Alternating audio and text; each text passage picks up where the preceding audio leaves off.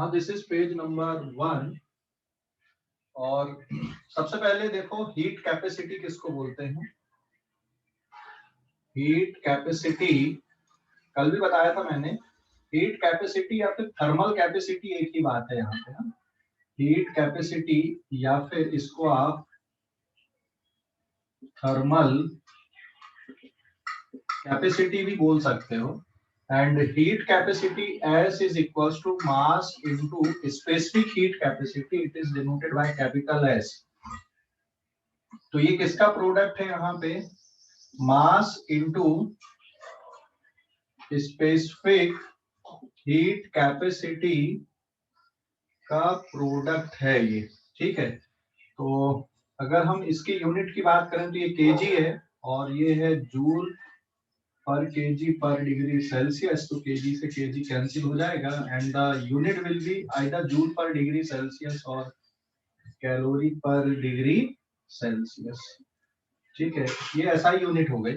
तो जो heat capacity होती है ये अमाउंट ऑफ सब्सटेंस पे डिपेंड करती है। Heat capacity depends on amount of substance, ठीक है। Heat capacity depends on amount of substance, it depends on amount of substance. Specific heat amount पे डिपेंड नहीं करती। तो अगर स्पेसिफिक हीट चाहिए तो हीट कैपेसिटी पे आप मास से डिवाइड कर दो तो स्पेसिफिक हीट कैपेसिटी निकल जाती है आपकी। सो रिमेंबर हीट कैपेसिटी या थर्मल कैपेसिटी डिपेंड्स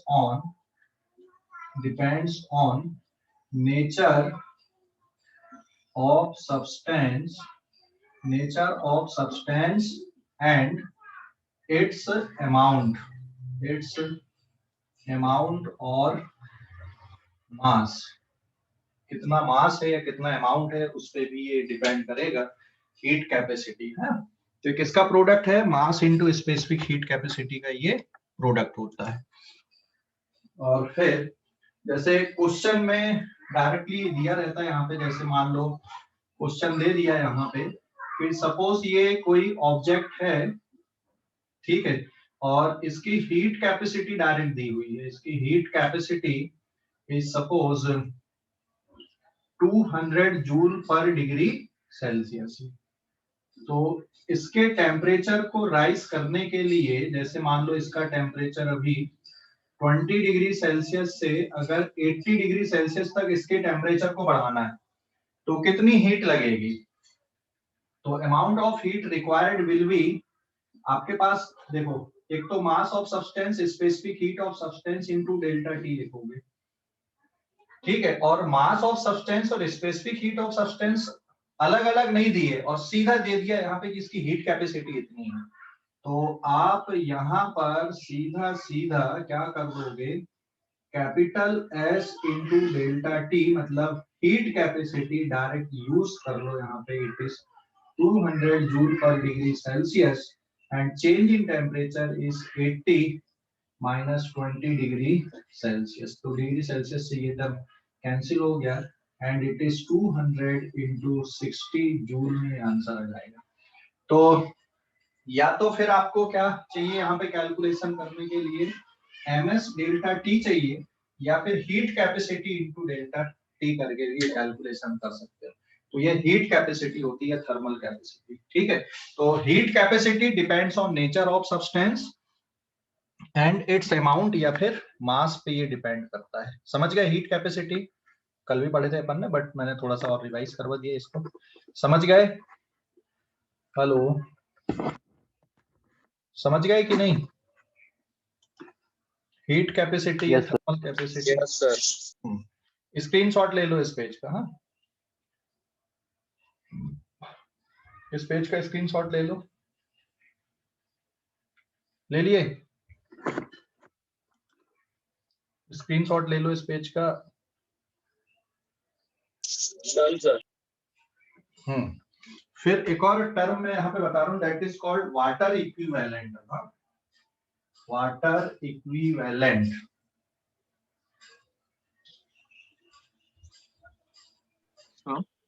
हाँ सर अपन हीट कैपेसिटी और डेल क्यू अपन डेल टी भी लिख सकते हैं ना। क्या क्या, हीट कैपेसिटी को अपन डेल क्यू अपन डेल टी भी लिख सकते हैं ना। हाँ हाँ लिख सकते हैं, delta Q upon delta T, amount of heat required to raise the temperature by 1 unit of given substance, है ना। यहाँ पे यूनिट मास की जरूरत नहीं, जितना पूरा मास दिया हुआ है उस पूरे का टेम्परेचर को बढ़ाने के लिए जो हीट चाहिए वो हीट कैपेसिटी है। ये मास पे भी डिपेंड करेगी, अमाउंट ऑफ सब्सटेंस पे भी डिपेंड करती है heat capacity, but specific heat amount of substance पे डिपेंड नहीं करती, कल पढ़े थे अपन ने, है ना। एंड देन अभी अगले पेज पे आएंगे अपन, water equivalent.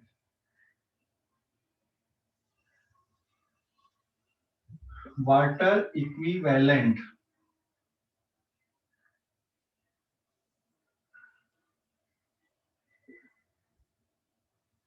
Water equivalent of substance, ठीक है। जनरली जो सॉलिड्स होते हैं ना, जिसपे अपन रख के वाटर को गर्म करते हैं या किसी लिक्विड को गर्म करते हैं, तो उसका वाटर इक्विवेलेंट दे देता क्वेश्चन में। मैं इसको एम इक्विवेलेंट से डिनोट कर रहा हूँ यहाँ पे सिंबल, वाटर इक्विवेलेंट को, ठीक है। तो एक और नया टर्म है वाटर इक्विवेलेंट, होता क्या है मैं एक्सप्लेन करता हूँ तुमको। जैसे इसको एग्जांपल से अपन समझते हैं यहाँ पे वाटर इक्विवेलेंट को। सपोज आपके पास कोई कंटेनर है, ठीक है, अननोन मटेरियल है मान लो, ये हमें इसके बारे में कुछ इंफॉर्मेशन नहीं है, इसका मास भी नहीं पता, इसकी स्पेसिफिक हीट भी नहीं पता यहाँ पे, ठीक है। कोई भी मटेरियल ले सकते हो, अननोन भी ले सकते हो, नोन भी ले सकते हो, नोन और अननोन। जैसे चलो मान लो मैंने यहाँ पे कॉपर कंटेनर लिया और इसमें हम पानी गर्म कर रहे हैं, ठीक है। इस पे 40 ग्राम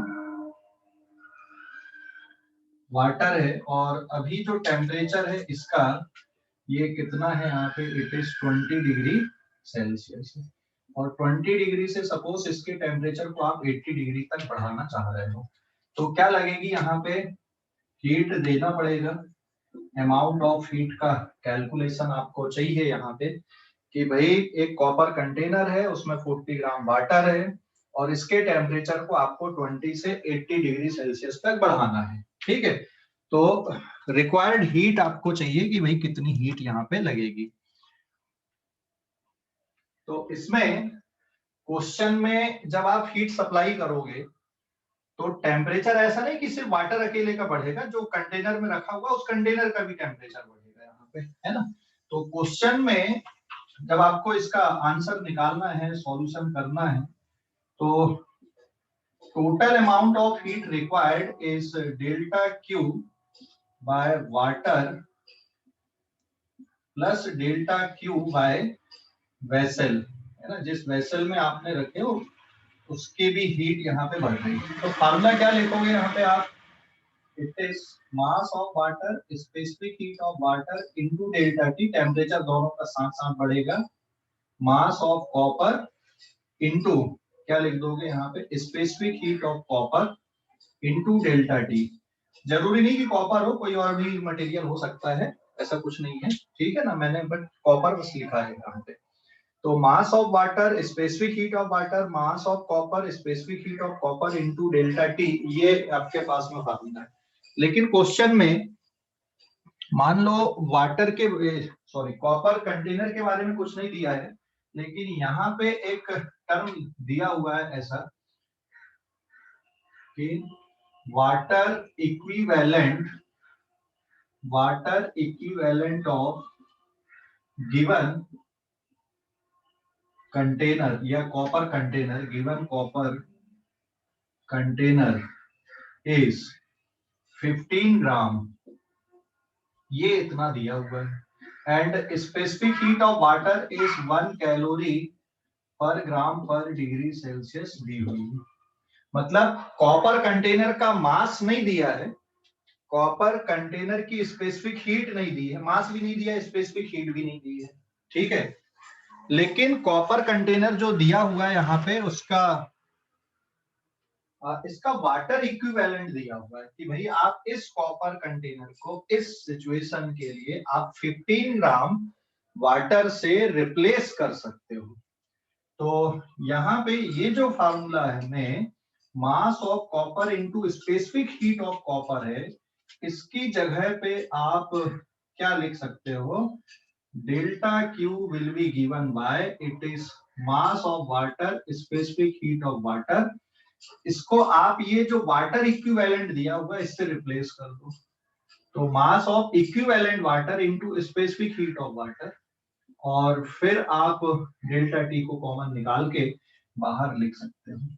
so it is mass of water specific heat of water plus mass of copper specific heat of copper, ठीक है, इनटू डेल्टा टी। तो ये जो टर्म था, ठीक है, ये जो टर्म है यहाँ पे मास of copper into specific heat of copper, उसको आप सीधा सीधा क्या कर सकते हो यहाँ पे, उसके वाटर इक्विवेलेंट से रिप्लेस कर सकते हो। इसके वाटर इक्विवेलेंट से रिप्लेस कर दिया हमने, मतलब आपको कॉपर कंटेनर के मास की जरूरत नहीं है, उसकी स्पेसिफिक हीट की जरूरत नहीं है। इस कॉपर कंटेनर का मतलब इस क्वेश्चन में जो कॉपर कंटेनर हमने यूज किया है उसका वाटर इक्विवेलेंट क्वेश्चन में दिया हुआ कि ये इसका इतना वाटर इक्विवेलेंट है, तो आपको इसके मास की जरूरत नहीं है। जब आप इसके मास को इसके वाटर इक्विवेलेंट से रिप्लेस करोगे तो स्पेसिफिक हीट भी अब आपको किसकी लिख देना, यहाँ पे वाटर की स्पेसिफिक हीट यहाँ पे लिख देना, ठीक है, वाटर की स्पेसिफिक हीट लिख देना। तो आपका क्वेश्चन और सिंप्लीफाई हो जाएगा, मतलब सीधा सीधा मास of water plus water equivalent into specific heat of water into delta T. मतलब आप ये समझ लो कि यहाँ पे आप 40 ग्राम वाटर को नहीं, आप कितने ग्राम वाटर को गर्म कर रहे हैं, यहाँ पे 55 ग्राम वाटर को आप गर्म कर रहे हैं, calorie per gram per degree Celsius, and the change in temperature is 80 minus 20 degree Celsius. So it comes out to be, it is 55 gram into 1 calorie per gram per degree Celsius into 60 degree Celsius, ये cancel out हो गए। So the answer is 55 into 60 calorie। तो देखो question में आपको इसकी जरूरत नहीं पड़ी, यहाँ पे कॉपर कंटेनर के मास की भी जरूरत नहीं पड़ी, इसकी स्पेसिफिक हीट की जरूरत नहीं पड़ी, क्योंकि क्वेश्चन में जो कंटेनर यूज किया गया है उसका वाटर इक्विवेलेंट दे दिया। मतलब आप 40 ग्राम पानी को गर्म नहीं कर रहे, आप कितने पानी को गर्म कर रहे हैं, यहाँ पे 55 ग्राम पानी को गर्म करता है बस, ठीक है, आपको ये कंटेनर की अब जरूरत नहीं है। तो ये इसका मतलब है वाटर इक्विवेलेंट का। तो water equivalent is nothing but, आप देखो यहाँ पे हमने क्या किया है, किसको कैसे रिप्लेस किया है, ये जो टर्म है इसको आपने वाटर इक्विवेलेंट इनटू SW से आपने इसको रिप्लेस किया है।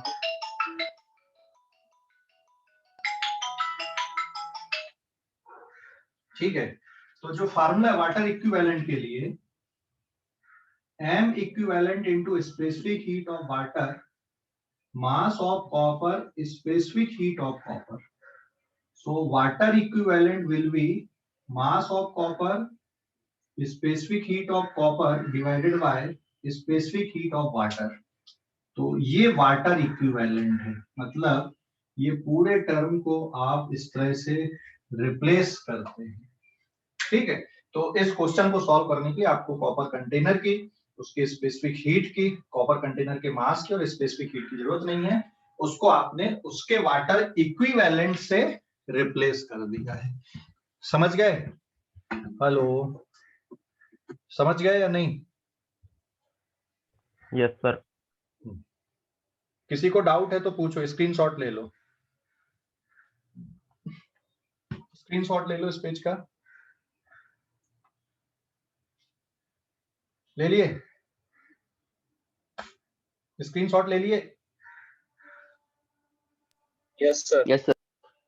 अब इसमें मुझे ये बताओ, अगर हम ये जो कॉपर कंटेनर है इसको बदल देंगे, ठीक है, हल्का बर्तन है, ज्यादा भारी बर्तन है, तो वाटर इक्विवेलेंट बदल जाएगा कि हमेशा फिक्स रहेगा ये हमें सभी कॉपर कंटेनर के लिए? चेंज होगा सर। चेंज होगा, हाँ, ऐसा नहीं है कि पूरा कॉपर के लिए हमेशा 15 ग्राम ही यूज करना है, ऐसा नहीं है ये, है ना। तो वाटर इक्विवेलेंट किसके बराबर है, जो बर्तन है कॉपर का उसका मास कितना है, उसकी specific heat and divided by specific heat of water. तो ये वाटर इक्विवेलेंट बनता है। मतलब जो वाटर इक्विवेलेंट है कंटेनर के मास पे भी डिपेंड करेगा, स्पेसिफिक हीट पे भी डिपेंड करेगा कितनी है। मतलब उसकी जो थर्मल कैपेसिटी है divided by specific heat of water, तो ये वाटर इक्विवेलेंट बनता है। तो हर क्वेश्चन में या हर वेसल के लिए अलग अलग आएगा। अगर आइडेंटिकल वेसल नहीं है तो अलग अलग वेसल के लिए जो वाटर इक्विवेलेंट है वो अलग अलग होगा। फायदा क्या है इससे? आपको उस कंटेनर के मास की जरूरत नहीं, स्पेसिफिक हीट की जरूरत नहीं है, ठीक है, कैलकुलेशन करने के लिए। समझ गए? आप जितना पानी दिया हुआ उसमें और एक्स्ट्रा पानी और ऐड कर दो और कैलकुलेशन कर लो। समझ गए बेटा? हेलो? ठीक है, आगे बढ़ूं मैं। आप अगले पेज पे जा रहा हूं, पेज नंबर 3 पे। हाँ, वाटर इक्विवेलेंट क्वेश्चन में दिया रहेगा कि इस कंटेनर का वाटर इक्विवेलेंट इतना है, ठीक है। और अगर क्वेश्चन ही पूछ लिया कि इस कंटेनर का वाटर इक्विवेलेंट कितना है, तो क्या करोगे? मास ऑफ और मास दिया हुआ है, स्पेसिफिक हीट दिया हुआ है, तो आपको स्पेसिफिक हीट ऑफ वाटर से डिवाइड कर देना। देख लास्ट इधर पे मैंने एक फार्मूला लिखा है यहाँ पे, वाटर इक्विवेलेंट कैसे कैलकुलेट करना है वो ये है। बट अगर ये दिया ही रहता तो हमको इसको अलग से लिखने की जरूरत नहीं थी, ये तो हम वैसे ही यहाँ पे यूज कर लेते। तो जनरली क्वेश्चन में वाटर इक्विवेलेंट का कैलकुलेशन नहीं दिया रहता, ठीक है। अगर ये दिया ही रहता है यहाँ पे तो फिर हमको ये सोचने की क्या जरूरत थी ऐसा। बट कभी कभी हाँ क्वेश्चन दे देते कि इसका वाटर इक्विवेलेंट कितना है, तो थर्मल कैपेसिटी या heat capacity divided by thermal capacity या heat capacity of substance divided by specific heat of water, that is equal to the water equivalent. ठीक है, ये वाटर इक्विवेलेंट होगा। तो अगर क्वेश्चन ऐसा भी पूछा तो आप कर सकते हो ऐसा, लेकिन अगर मान लो क्वेश्चन में ये दिया ही रहता तो फिर आप वाटर इक्विवेलेंट निकालोगे फिर वैल्यू पुट करोगे तो कोई सेंस नहीं, आप सीधे सीधे कर सकते थे। ठीक है, समझ गए अभी? हेलो, समझ गए? समझ गए? आगे बढ़ता हूँ मैं, अगले पेज पे जा रहा हूँ, स्क्रीनशॉट लो। अब कैलोरीमेट्री का है, प्रिंसिपल ऑफ कैलोरीमेट्री। ले लिए स्क्रीनशॉट? ले लिए स्क्रीनशॉट? ले लिए क्या? Yes sir.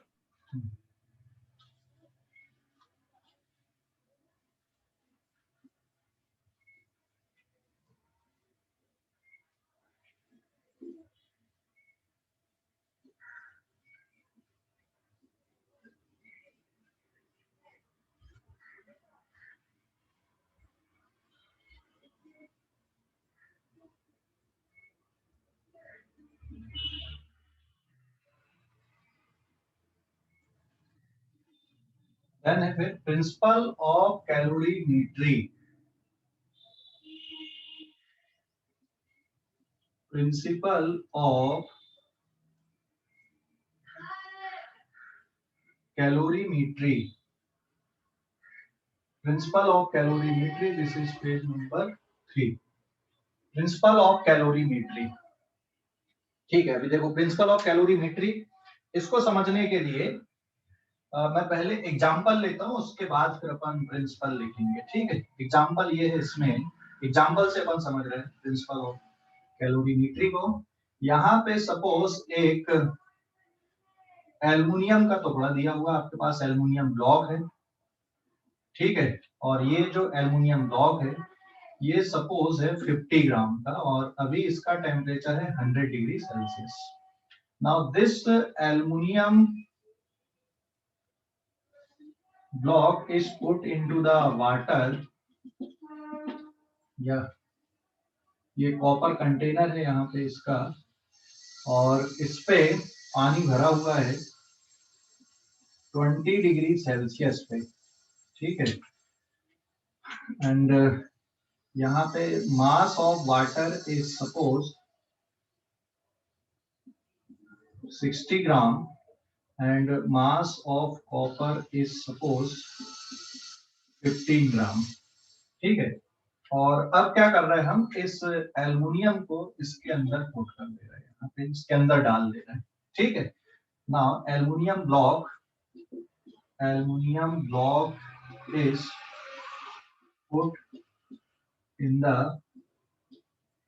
वाटर। क्या होगा इससे,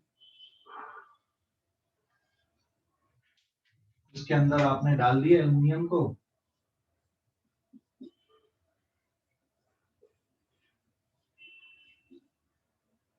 ठीक है, अभी बताओ आपका एक्सपीरियंस क्या कहता है, क्या होगा इससे अभी? ये जो रिजल्टेंट मिक्सचर आ गया है यहाँ पे, जब आप इस एल्युमिनियम को इसके अंदर डाल दोगे क्या होगा? एल्यूमिनियम हीट देगा वाटर को। मतलब एल्युमिनियम ठंडा होगा, है ना? हाँ सर। और गर्म कौन होगा? वाटर। अभी यहाँ पे जो 20 डिग्री सेल्सियस का पानी था उसके कंपैरिजन में ये जो पानी है अब गर्म होगा, और जो 100 डिग्री सेल्सियस पे अभी एल्युमिनियम था ये ठंडा होगा, है ना? मतलब हीट कौन लॉस कर रहा है यहाँ पे? एल्युमिनियम हीट लॉस कर रहा है, और गेन कौन कर रहा है? Water. Water and copper container जिस पे रखे हैं। ठीक है, मैं बार बार इस तरह से क्वेश्चन क्यों ले रहा हूँ, ताकि आप दिमाग में रखो कि भाई जब हम पानी को ले रहे हैं यहाँ पे, जैसे तो पानी को कंटेनर में लेते हैं, तो ऐसा नहीं कि जो हीट गेन कर रहा है सिर्फ पानी अकेला कर रहा है, कॉपर कंटेनर भी यहाँ पे हीट गेन कर रहा है। ठीक है, तो इस पे and suppose the temperature becomes 30 degree Celsius, इसके बाद इसका जो टेम्परेचर है ये 30 डिग्री सेल्सियस हो गया रिजल्टेंट टेम्परेचर। ठीक है, पूरे पानी का और ये कॉपर कंटेनर का। ठीक है ना? तो यहाँ पे अब principle of calorimetry upon use करते हैं। तो प्रिंसिपल ऑफ कैलोरीमेट्री क्या है? For an isolated system delta Q heat loss is equals to delta Q heat gain। जैसे एक सब्सटेंस हीट लॉस कर रहा है तो दूसरा सब्सटेंस हीट क्या कर रहा है यहाँ पे? गेन कर रहा है। तो ये है principle of calorimetry. This is the principle of calorimetry. तो फॉर एन आइसोलेटेड सिस्टम समझते हो कि नहीं? आइसोलेटेड सिस्टम किसको बोलते हैं? आइसोलेटेड। हाँ सर, एनर्जी और मास का चेंज नहीं होता इसमें। हाँ, मतलब सराउंडिंग के साथ में एनर्जी और मास का एक्सचेंज नहीं होता, उसको आइसोलेटेड सिस्टम बोलते हैं। केमिस्ट्री में थर्मोडायनामिक्स में तुमने पढ़ा अभी, है ना? 3 टाइप के सिस्टम पढ़े, open system, close system and isolated system. समझ गए ना? हाँ, ये 3 टाइप के सिस्टम तुमने पढ़ा है, तो वही 3 में से है। आइसोलेटेड सिस्टम मतलब एनर्जी और मास का जो एक्सचेंज है वो सराउंडिंग के साथ में नहीं हो रहा है। तो for an isolated system heat given by one system, heat given by one body is equal to heat taken by another body, या heat loss by one body is equals to heat gain by another body, है ना? another body हो सकता है, another bodies हो सकती हैं, heat given by एक से ज्यादा बॉडी हीट दे सकती हैं। जैसे मान लो एक और टुकड़ा ले लेते, यहाँ पे एल्युमिनियम की जगह सिल्वर का एक और टुकड़ा ले लेते, कुछ ग्राम का, उसका टेम्परेचर कुछ और होता, दोनों को डाल देते तो फिर पूरा ओवरऑल सिस्टम का टेम्परेचर आप देखते हैं ना।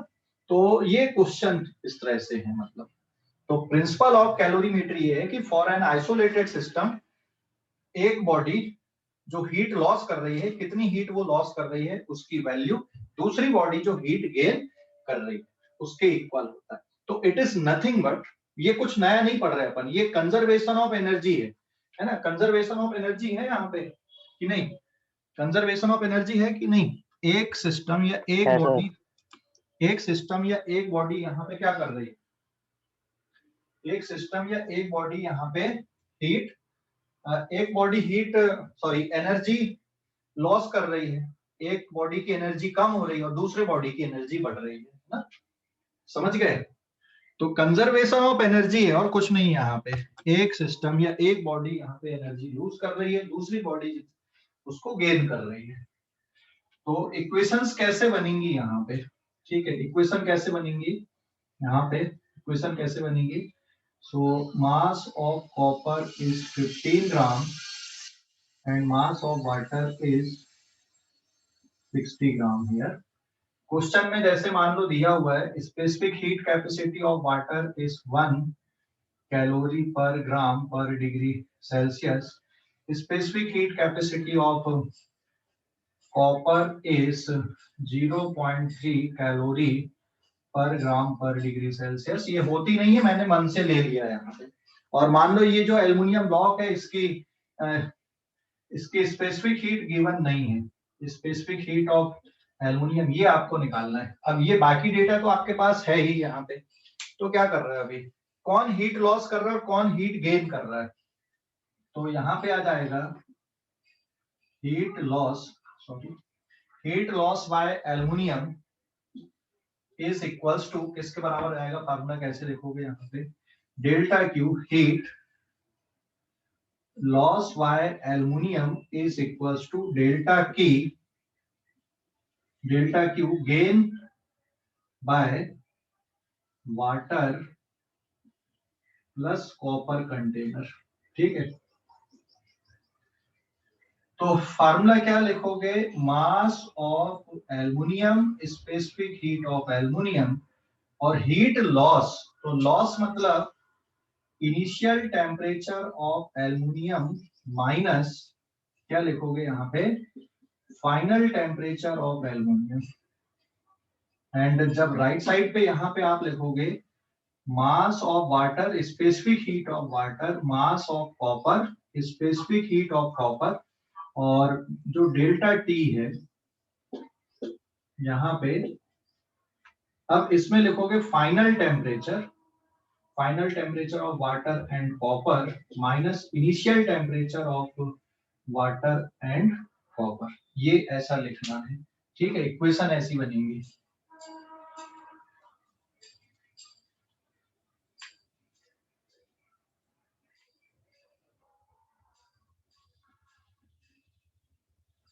और मिनट में दोबारा लिख दे रहा हूँ यहाँ पे।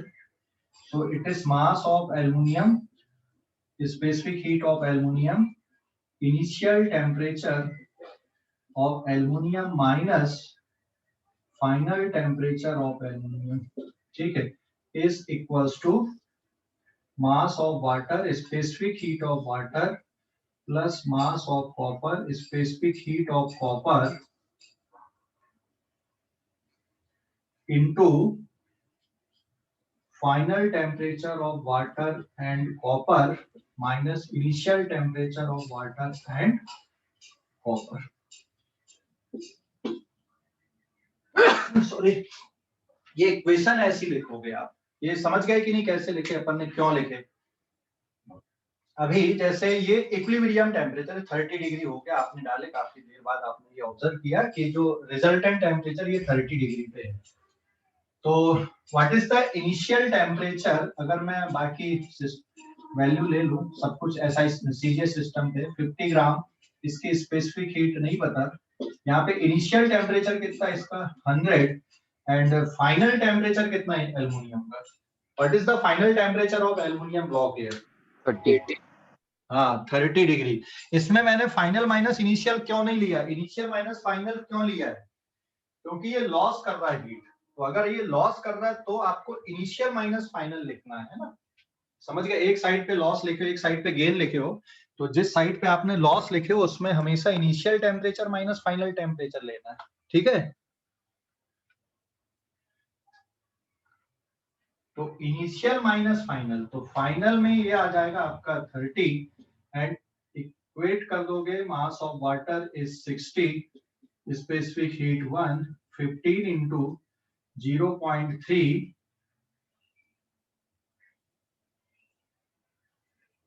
और final temperature of water and copper is 30 minus 20। समझ गए। तो अब इसमें देखोगे एक ही अननोन है और जो डेटा आपने इस तरह से लिए हैं वो प्रॉपर यूनिट पे हैं, तो इसका आंसर भी किस में आएगा आपका, calorie per gram per degree Celsius में। लेकिन क्वेश्चन सॉल्व करते टाइम ध्यान रखना कि जो यूनिट है वो प्रॉपर होनी चाहिए, एक जैसी होनी चाहिए, यूनिट एक जैसी होनी चाहिए। ठीक है, ध्यान रखना यूनिट एक जैसी होनी चाहिए, ऐसा नहीं कि ये calorie per gram per degree Celsius इसमें आपने केजी में रख ली। तो यूनिट सेम रहनी चाहिए तो आपके आंसर सही आएंगे। अगर आपने यूनिट बराबर नहीं रखे हो तो आंसर आपके गलत हो जाएंगे। ठीक है, तो ये क्वेश्चन से मैंने प्रिंसिपल ऑफ कैलोरीमेट्री को यहाँ पे एक्सप्लेन किया है। ठीक है, समझ गए अभी प्रिंसिपल ऑफ कैलोरीमेट्री। कोई डाउट इस पे? हेलो, कोई डाउट है? सर हाँ बोलो। सर वो फाइनल टेम्परेचर एक और बार बताना, 30 कैसे है? वो मैंने मन से ले लिया ना बेटा, यहाँ पे ऐसा कुछ नहीं है, मैंने अपने वैसे ही ले लिया है, ठीक है, कि फाइनल टेम्परेचर इतना है। Okay sir.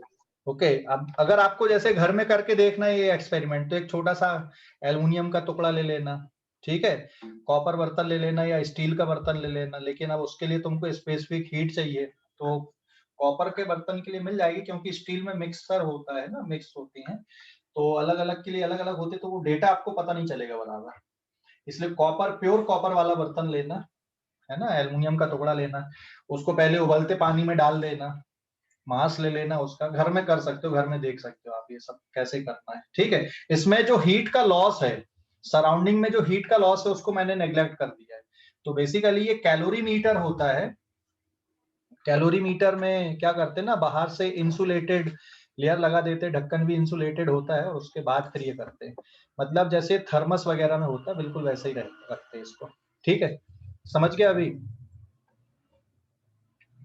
सराउंडिंग में जो हीट लॉस हो रही है ना, उसको मेजर नहीं करना हमको यहाँ पे, उसको कंसीडर नहीं करना, अगर उसको कंसीडर करोगे तो इक्वेशन को फिर से बराबर लिखना पड़ेगा, फिर बराबर लिखना पड़ेगा, मतलब समझ गए।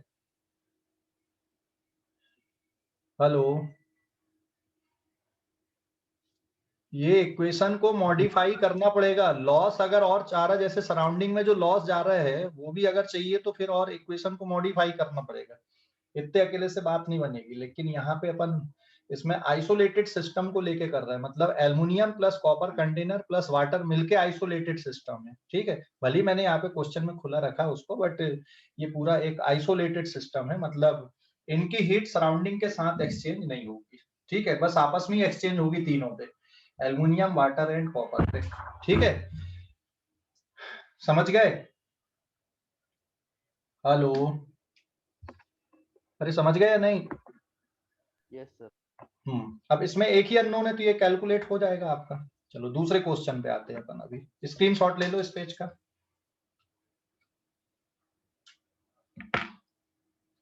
स्क्रीनशॉट ले लो, ले लिए।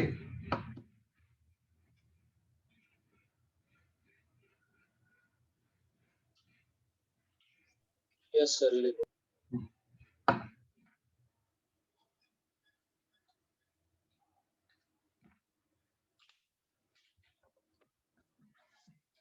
पेज नंबर 4, अगले क्वेश्चन पे आते हैं।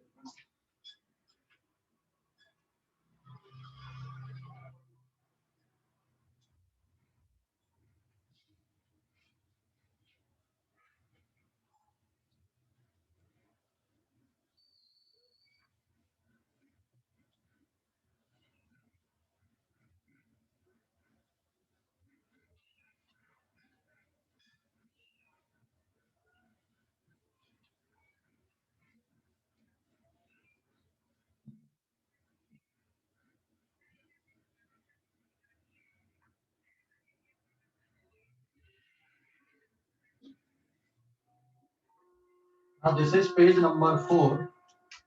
देखो अभी इस पे एक और अपन एग्जांपल,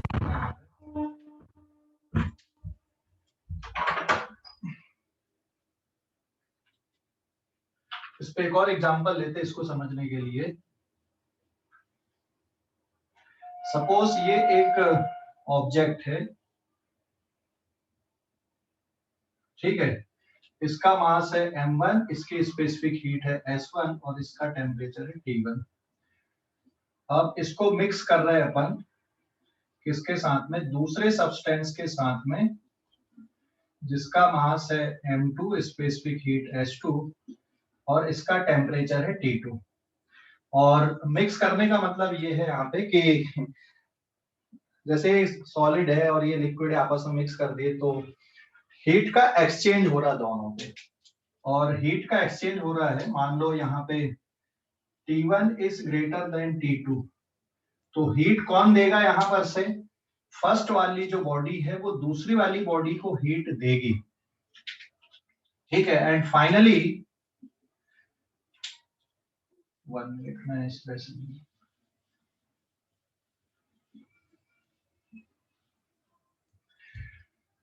जैसे मान लो दो सब्सटेंस को आपने कांटेक्ट पे लाया, या दो अलग अलग टेम्परेचर के पानी को आपने मिक्स किया, यहाँ पे मान लो ये दो सब्सटेंस है आपके पास में, एक का मास m1 s1 टेम्परेचर T1, दूसरे का मास m2 स्पेसिफिक हीट T2 और temperature T2, H2 and T2, ठीक है।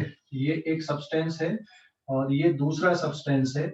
यहाँ पे T1 is greater than T2 है, ठीक है, मतलब पहले वाले का टेम्परेचर ज्यादा है और दूसरे वाले का टेम्परेचर कम है। तो जब आप इसको मिक्स करोगे, मतलब ये कांटेक्ट पे लाओगे, तो इसकी जो हीट है वो इधर जाएगी, है ना, हीट ट्रांसफर ऐसी होगी। एक सिस्टम ये हीट लॉस कर रहा है और ये क्या कर रहा है, गेन कर रहा है। और फाइनली इसका जो टेम्परेचर है T1 से डिक्रीज होकर कितना हो जाता है, T1 से डिक्रीज होकर T बन जाता है। ऐसे इसका टेम्परेचर T2 से इंक्रीज होकर T बन जाएगा।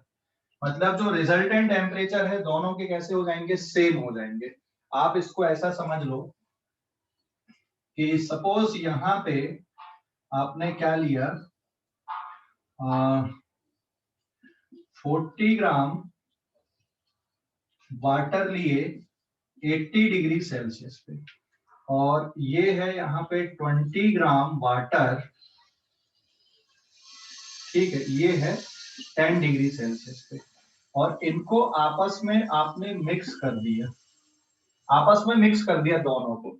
40 ग्राम वाटर 80 डिग्री सेल्सियस पे, 20 ग्राम वाटर को 10 डिग्री सेल्सियस के साथ में मिक्स कर दिया। अलग अलग भी ले सकते, जरूरी नहीं कि वाटर है, और यहाँ पे कुछ और भी ले सकते हो, वाटर की जगह पे आप मिल्क ले सकते हो, ठीक है, कुछ और भी ले सकते हो, ऐसा कुछ नहीं है, बट मैंने कॉन्सेप्ट को समझाने के लिए ऐसा लिखा। तो जो रिजल्टेंट मिक्सचर का जो टेम्परेचर आएगा वो कितना रहेगा यहाँ पे, तो जो रिजल्टेंट मिक्सचर का जो टेम्परेचर है वो कितना रहेगा, जैसे ये आपका हो गया यहाँ पे फर्स्ट, ये आपका हो गया यहाँ पे सेकंड, ठीक है, और जो रिजल्टेंट मिक्सचर बन रहा आपका ये फर्स्ट और ये सेकंड, तो क्या टेम्परेचर अभी भी 80 रहेगा या 10 रहेगा या बीच में से कुछ आएगा, हेलो, क्या रहेगा, बीच में से कुछ आएगा सर। हाँ, बीच में से कुछ आएगा, है ना, समझ गए। तो अभी जो टेम्परेचर है ये मान लो कितना हो गया आपका, T हो गया, तो ये टेम्परेचर डिक्रीज होके T आएगा और ये वाला टेम्परेचर इंक्रीज होके T आएगा, तो ये डिक्रीज होके T आ जाएगा, यहाँ पे ये डिक्रीज करेगा, डिक्रीजेस, और ये वाला जो टेम्परेचर है 10 ये इंक्रीज करेगा, इंक्रीज होके T आएगा, समझ गए ना। तो इस पे एक हीट लॉस कर रहा है और एक हीट गेन कर रहा है।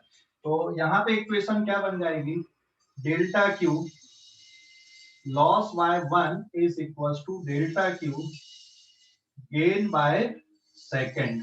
तो एक हीट लॉस कर रहा है और एक हीट गेन कर रहा है। लॉस कौन कर रहा है, ये लॉस कर रहा है, गेन कौन कर रहा है, ये दूसरा वाला गेन कर रहा है, ठीक है, समझ गए कि नहीं, क्योंकि इसका टेम्परेचर ज्यादा था, तो ये जो टेम्परेचर है ये टेम्परेचर आपका डिक्रीज करेगा, और डिक्रीज करने के बाद में टेम्परेचर T हो जाएगा। ये टेम्परेचर आपका इंक्रीज करेगा, और इंक्रीज करने के बाद में ये टेम्परेचर कितना हो जाएगा आपका, T हो जाएगा। तो एक हीट लॉस कर रहा है और एक हीट गेन कर रहा है।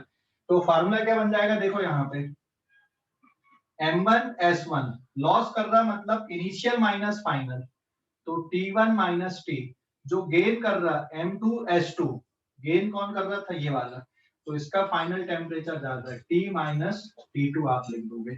इक्वेशन समझ गए कि नहीं, M1S1 T1 minus T is equals to M2S2 into T minus T2, और इसको रीअरेंज करोगे तो आपको एक सिंप्लीफाइड फार्मूला मिल जाएगा रीअरेंज करने पे, कि T will be given by M1S1 T1 plus M2S2 T2 whole divided by M1S1 plus M2S2। ये एक फार्मूला आपको मिल जाएगा, इसको रीअरेंज करोगे, तो रीअरेंज करोगे मतलब ब्रैकेट खोलोगे, रीअरेंज करोगे तो ऐसा ये फार्मूला मिलेगा।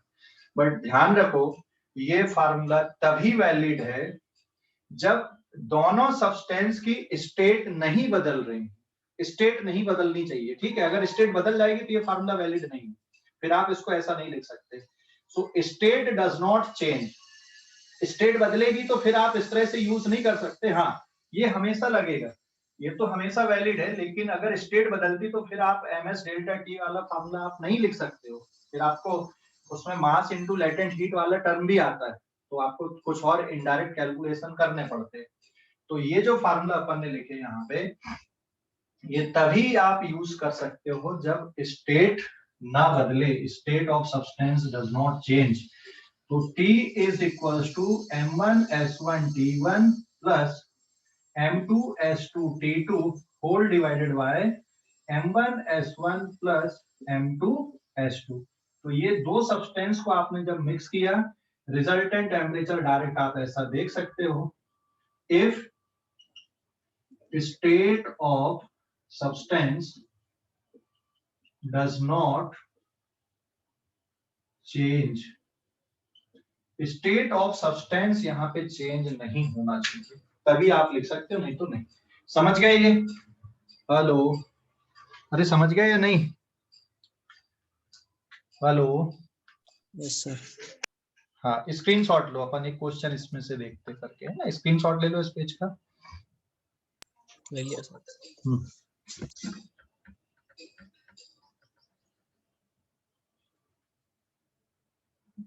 Now this is page number 5.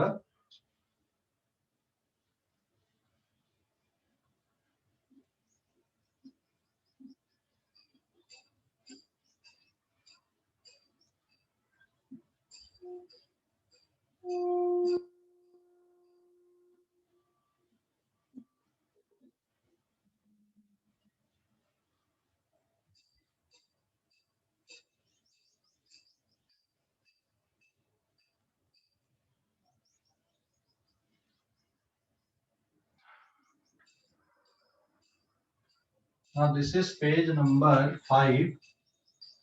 देखो अभी इसको अपन एक एग्जांपल से समझ लेते हैं। यहाँ पे मान लो यहाँ पे आपके पास में वाटर है, कंटेनर को मैं नहीं ले रहा हूँ, यहाँ पे ये वाटर है, इट इज 20 ग्राम वाटर, और ये है यहाँ पे 80 डिग्री सेल्सियस पे, ठीक है। अब इसको आप मिक्स कर रहे हो, मिक्स विथ, यहां पर भी आपने वाटर लिया, बट ये है आपका 60 ग्राम वाटर है, और ये है 10 डिग्री सेल्सियस पे, ठीक है। आपके पास 20 ग्राम वाटर 80 डिग्री सेल्सियस पे है, और 60 ग्राम वाटर दूसरा 10 डिग्री सेल्सियस पे है। दोनों को मिक्स कर रहे हो आप, तो जो रिजल्टेंट टेम्परेचर होगा वो कितना होगा? दोनों को मिक्स कर दे रहे हो, है ना, मिक्स विद दिस सेकंड, तो जो रिजल्टेंट टेम्परेचर आएगा, अब दोनों को मिक्स कर दिए, तो मैं थोड़ा अलग अलग इसलिए लिख दे रहा हूँ, यहाँ पे बना दे रहा हूँ डायग्राम में, बट दोनों के जो टेम्परेचर हैं फर्स्ट और सेकंड के, ये कॉमन हो जाएंगे, है ना, और कॉमन होके कितना हो गया? 30 डिग्री सेल्सियस इसका टेम्परेचर हो गया पूरा, है ना, ये पूरा जो टेम्परेचर है ये कॉमन होके कितना आ जाएगा? 30 डिग्री सेल्सियस आ जाएगा। तो किससे ज्यादा है ये? 10 डिग्री से ज्यादा है, और 80 डिग्री से कम है। हीट कौन लॉस कर रहा है? ये पहला वाला जो वाटर है ये हीट लॉस कर रहा है, और ये जो दूसरा वाला वाटर है ये क्या कर रहा है? यहाँ पे हीट गेन कर रहा है। तो मिक्सर का जो टेम्परेचर है वो अपने को निकालना है, and neglect the heat loss in the surrounding, यहाँ पे अपन ऐसा लिख दे रहा है अपन, neglect the heat loss in surrounding. Surrounding में जो हीट लॉस हो रहा है उसको आपको नेग्लेक्ट कर देना। समझ गए? हेलो, समझ गए या नहीं? सराउंडिंग में जो हीट लॉस हो रहा है उसको नेग्लेक्ट कर देना। क्लियर हो गया? Yes sir. तो इक्वेशन कैसी बनेगी? यहाँ पे देखो, heat loss by first delta Q, loss by first is equals to delta Q two, heat gain by second. तो पहला वाला लॉस कर रहा है और दूसरा वाला हीट गेन कर रहा है, तो आप इक्वेट करके ऐसा भी लिख सकते हो। और अगर ऐसा नहीं लिखना तो delta Q of first plus delta Q of second is equals to 0। तो मतलब यही होता है यहाँ पे, आप या तो ऐसा लिख दो इक्वेशन या ऐसा लिख दो, टोटल एनर्जी का जो एक्सचेंज है वो नहीं हो रहा है, इसलिए टोटल हीट का एक्सचेंज 0 है, तो एक लॉस कर रहा है एक गेन कर रहा है, इसलिए या तो आप ऐसा लिख दो या आप ऐसा लिख दो। ठीक है, तो अगर आप ऐसा लिखते हो तो यहाँ पे फिर जब डेल्टा टी लिखोगे तो हमेशा फाइनल माइनस इनिशियल लेना इस पे, और अगर आप ऐसा लिख रहे हो तो जो लॉस कर रहा है उसमें इनिशियल माइनस फाइनल लेना है, और जो गेन कर रहा है उसमें फाइनल माइनस इनिशियल लेना है। और अगर इस तरह से सम करके लिख रहे हो तो फिर डेल्टा टी हमेशा लिखना है, चेंज आपको लिखना है। ठीक है, तो बस इक्वेशन लिखने के तरीके में फर्क है और बाकी कोई फर्क नहीं है। मैं दोनों तरह से बता देता हूँ कि अगर हम लॉस और गेन लेके करते तो इक्वेशन क्या बनेगी, और डायरेक्ट आप सम लेके करते तो इक्वेशन क्या बनेगी। तो delta Q1 loss is equals to delta loss by first substance and delta Q gain by second। तो फार्मूला हो जाएगा M1S1, जो लॉस कर रहा है उसका initial temperature T1, final temperature T, जो गेन कर रहा है M2S2, final T minus initial T1, sorry it is T2। Value put कर देना, ये है 20 स्पेसिफिक हीट 1, फिर इसका इनिशियल टेम्परेचर 80 माइनस टी, और फाइनल टेम्परेचर फाइनल इसका sorry mass 60 specific heat 1, final T and initial strength. तो सॉल्व करने पे ये हो जाएगा तुम्हारे पास में 1600 minus 20t is equals to 60t minus 600, and the temperature will be, इसको इधर ले जाओगे तो ये हो जाएगा 80t is equals to 2200, so temperature will be 2200 divided by 80, ये जीरो कैंसिल, तो 27.5 डिग्री, ये रिजल्टेंट टेम्परेचर आ गया यहाँ पे 27.5 डिग्री सेल्सियस, ये रिजल्टेंट टेम्परेचर है। ये समझ गए इतना कि नहीं, रिजल्टेंट टेम्परेचर 27.5 डिग्री डायरेक्ट कर लिए, समझ गए? हेलो, अरे समझ गए या नहीं? Yes sir. और आप इसको सम करके भी कर सकते थे, या तो आप ऐसा लॉस और गेन लेके कर लो, या फिर आप delta Q of first substance plus delta Q of second substance is equals to 0। मतलब जो चेंज इन हीट है दोनों सब्सटेंस की वो मिला के 0 है, दोनों सब्सटेंस में जो चेंज है हीट में वो मिला के 0 है, या आप अलग अलग करके लॉस और गेन करके इक्वेट करके करो, या फिर ऐसा कर लो। तो पहले वाले में जो heat exchange it is M1S1 delta T1 plus M1S2 delta T2 is equals to 0, तो ये आएगा M1S1, और यहाँ पे T माइनस आपका आएगा T1 एंड प्लस M2S2, और ये भी रहेगा T minus T2 is equals to 0। तो बात तो एक ही हो गई, आप वापस से जब इसको और रीअरेंज करोगे तो यही वाली इक्वेशन बन जाएगी, है ना। तो यहाँ पे फाइनल माइनस इनिशियल, ये भी फाइनल माइनस इनिशियल, तो नेट हीट एक्सचेंज इज 0। तो आप अगर ऐसा करते हो तब भी वही बात है, कोई फर्क नहीं पड़ेगा यहाँ पे कि आप या तो लॉस और गेन लेके कर लो या फिर सम करके करो, तो भी कोई फर्क नहीं पड़ता। लेकिन जब आप सम करके 0 से इक्वेट कर रहे हो, क्यों 0 से इक्वेट कर रहे हैं, क्योंकि सराउंडिंग के साथ में पूरे सिस्टम का हीट में कोई चेंज नहीं है, तो ओवरऑल जो हीट है वो उसमें कोई चेंज नहीं आ रहा है। ठीक है, इसलिए अपन ने delta Q1 is equal to delta Q2 का जो सम है उसको 0 कर दिया मैंने यहाँ। तो ऐसे करने में भी आंसर में कोई फर्क नहीं पड़ेगा। हाँ, आप इसको ऐसा लिख दो M1S1, और इसमें T1 माइनस T अगर लिख रहे हो तो यहाँ पे माइनस का साइन आ जाएगा, और it is plus M2S2 T minus आपका T2 इज इक्वल टू 0। इसको रीअरेंज करोगे तो वापस यही वाली इक्वेशन आ जाएगी। ये माइनस का साइन क्या शो कर रहा है, यहाँ पे लॉस ऑफ हीट को शो कर रहा है। ठीक है, इसको वापस इक्वेट कर दो, आप यहीं पे पहुंचे। तो इसलिए अपन ने यहां से चालू ना करके अपन यहां से चालू कर रहे हैं कि loss by one substance is equals to heat loss by heat gain by another substance. तो कैसे भी कर सकते, कोई फर्क नहीं है, क्योंकि ये किस पे बेस्ड है, कंजर्वेशन ऑफ एनर्जी पे बेस्ड है। जो टोटल एनर्जी पूरे सिस्टम की वो कांस्टेंट है यहाँ पे, टोटल हीट एनर्जी। ठीक है, उसमें चेंज नहीं है। क्लियर हो गया? हेलो, अरे भाई क्लियर हो गया कि नहीं? Yes sir. हाँ, स्क्रीनशॉट ले लो इस पेज का, इस पेज का स्क्रीनशॉट ले लो। ले लिए? स्क्रीनशॉट ले लिए? Yes sir. Yes sir.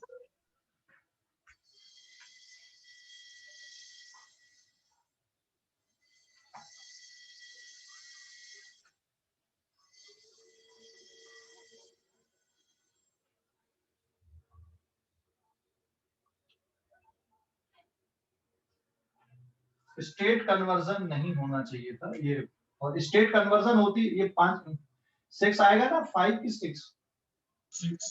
हाँ ओके।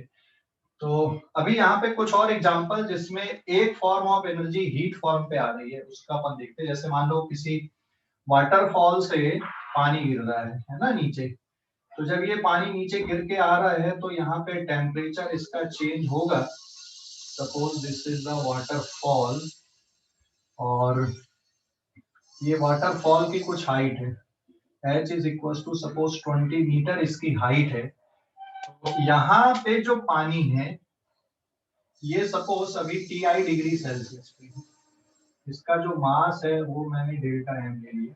जब ये पानी गिर के यहाँ पे पहुंच रहा है, ठीक है, उतना ही मास, तो जो टेम्परेचर है ये TF हो गया। ठीक है, टेम्परेचर में चेंज कितना होगा, जैसे मान लो यहाँ पे जो इनिशियल टेम्परेचर है ये 20 डिग्री सेल्सियस है, तो फाइनल टेम्परेचर कितना हो जाएगा, समझ गए? तो ये क्वेश्चन को कैसे करोगे, तो इसमें क्या हो रहा है, जो पोटेंशियल एनर्जी है वो किस में कन्वर्ट हो रही है, आके हीट एनर्जी में कन्वर्ट हो रही है। जैसे ऊपर से कहीं से पानी गिर रहा है तो ऑफ कोर्स वहां पे एनर्जी तो एक्सचेंज हो रही है भाई, ऊपर पोटेंशियल एनर्जी के फॉर्म पे, नीचे आके वो कन्वर्ट हो रही है, काइनेटिक में जा रही है, उसके बाद फिर हीट के फॉर्म पे भी आ रही है।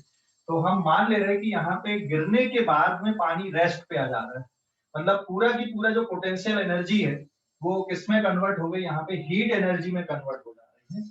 उसके बाद रेस्ट पे आने के बाद फिर भले वो फ्लो हो रहा है, बट यहाँ पर की जो पूरी की पूरी पोटेंशियल एनर्जी है वो लॉस हो रही है, इसके फॉर्म पे, हीट के फॉर्म पे आ रही है। तो इक्वेशन क्या आएगा यहाँ पे, potential energy is converted into delta Q, मतलब फार्मूला जाएगा mgh या delta mgh is equals to delta m into s into delta t, delta m will cancel and change in temperature will be given by gh upon specific heat। तो यहाँ calculation करते time आपको careful रहना है। Calculation करते time क्या careful रहना है आपको, कि भाई g की वैल्यू तो 10 मीटर पर सेकंड स्क्वायर आपने लिख दिया एंड इट इज 20 मीटर, लेकिन जब वाटर की स्पेसिफिक हीट लिखोगे तो ये 1 calorie per gram per degree Celsius वाली नहीं लिखना, आपको SI सिस्टम वाली वैल्यू लिखना। तो specific heat capacity of water is 4.2 into 10 to the power 3 joule पर केजी पर डिग्री सेल्सियस, ये वाली वैल्यू आपको रखना। तो 4.2 into 10 to the power 3 joule पर केजी पर डिग्री सेल्सियस, इसको सॉल्व कर दोगे तो डेल्टा टी पता चल जाएगा, और डेल्टा टी का मतलब फाइनल टेम्परेचर माइनस इनिशियल, तो फाइनल टेम्परेचर निकाल लोगे क्योंकि इनिशियल 20 डिग्री दिया हुआ था।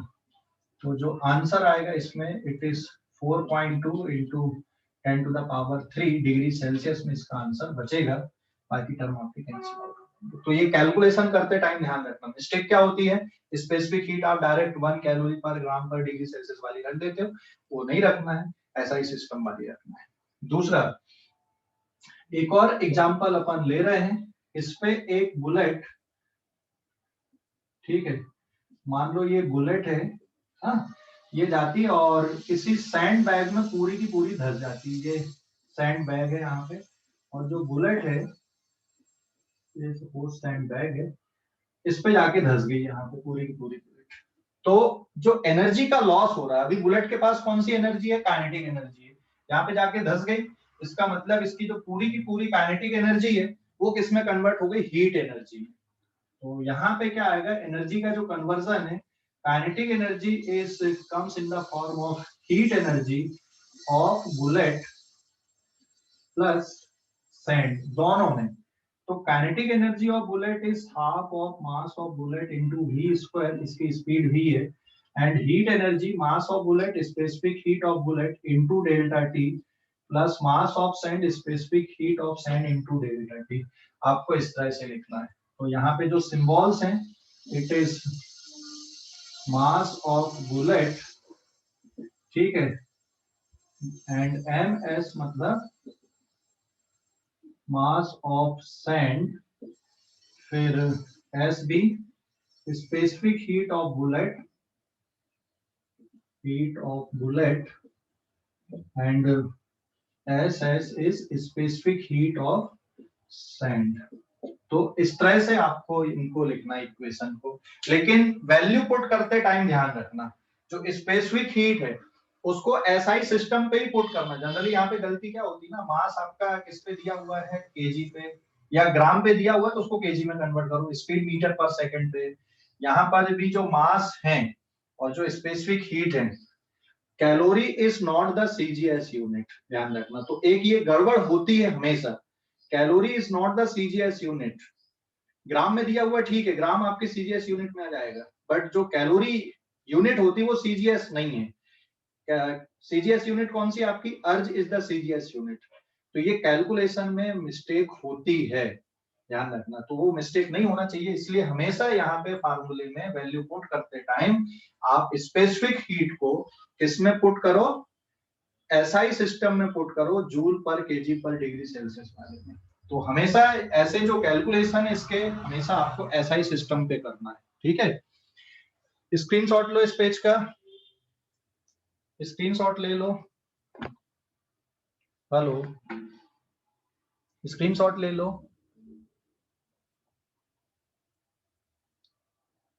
ले लिए स्क्रीनशॉट, ले लिए?